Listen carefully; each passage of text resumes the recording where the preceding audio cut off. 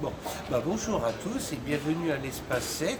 C'est une galerie qui se trouve 7 rue Saint-Sabin à la Bastille, dans le cadre de la exposition de la quinzaine de l'Amérique latine et des Caraïbes, où nous allons avoir le plaisir de rendre hommage à ces pays par le biais de leurs artistes qui ont été très désireux et heureux de pouvoir exposer parmi nous.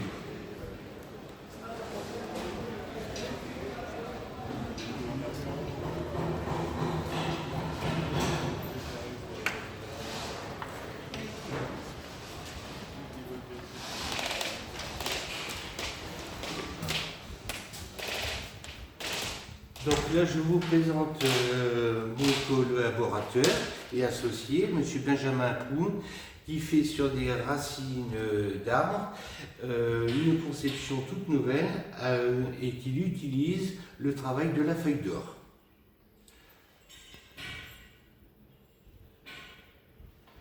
Donc ça, c'est grâce à l'association Artnest, Benjamin, François Poun et moi-même, et l'Espace 7 que nous pouvons vous régaler avec les yeux des artistes qui exposent actuellement. Donc là, nous avons une première partie qui sont des collages sur des morceaux de bois. C'est une technique d'un Péruvien, M. Zeballos.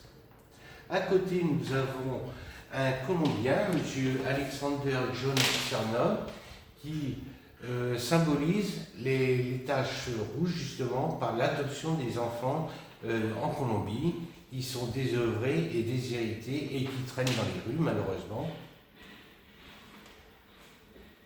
Ensuite, nous avons l'interprétation d'un peintre cubain de grande renommée, M. Andrés Luis Reyes, qui est très connu au niveau international.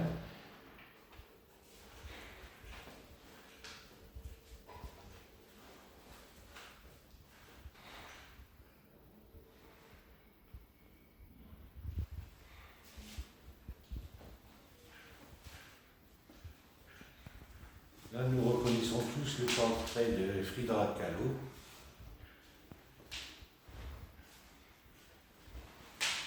Ensuite, nous allons passer à un autre pays, c'est l'Équateur, avec M. Byron Toledo qui fait le portrait des Indiens, et en dessous, M. Fabien Ulloa, qui est un dessin au crayon papier. Au cours de notre visite, nous allons maintenant, grâce à une jeune Française, Madame Élodie Lacaze, qui, elle, a fait des allers-retours assez nombreux en Amérique du Sud, et elle présente sous cette forme ses carnets de voyage.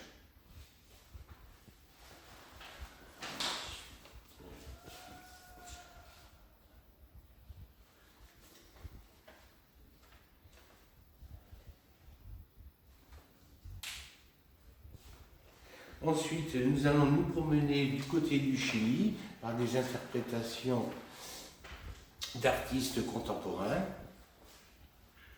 De nouveau, nous avons un portrait de Frida Kahlo.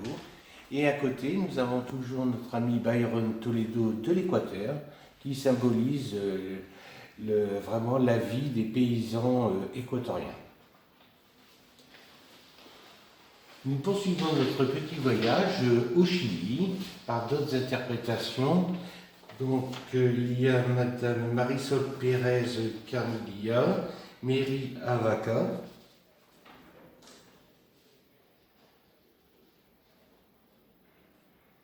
Ensuite, nous repartons en Équateur avec en haut une toile de Madame Sonia Lusca et Monsieur Aguilero qui est en bas.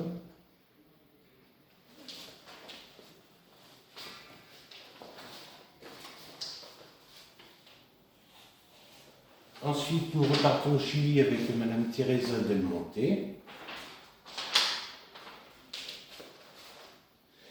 Nous continuons, là nous allons aller au Mexique avec Gaby Avalos, qui est nord-américaine et mexicaine, elle a une double nationalité. Ensuite, nous passons à la centrale, c'est un Péruvien, M. Zeballos, qui est encadré de chaque côté par un peintre cubain, M. Oandris.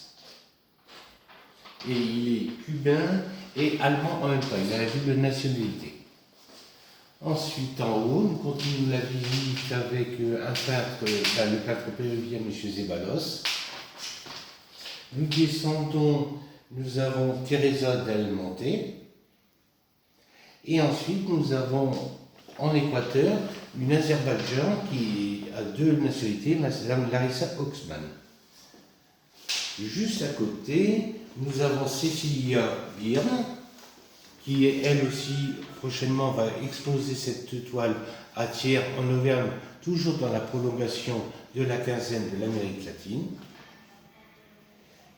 Juste à côté, nous avons M. Zeballos, qui est peintre péruvien.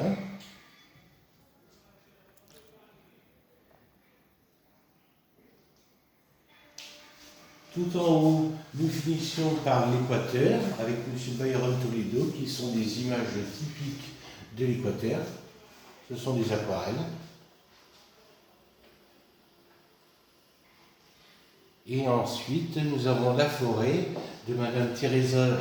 Non, attendez, je me trompe. De Liliana Ponce de León en technique mixte.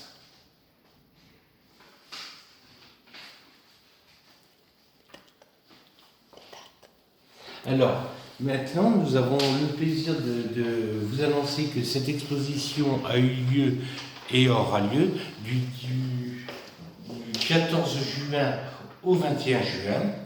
Mais nous allons avoir la semaine prochaine, à partir du 26 juin jusqu'au 29 août, une prolongation en Auvergne qui va permettre aux latino-américains et aux Européens de pouvoir continuer à exposer leurs œuvres malgré la résistance féroce du Covid.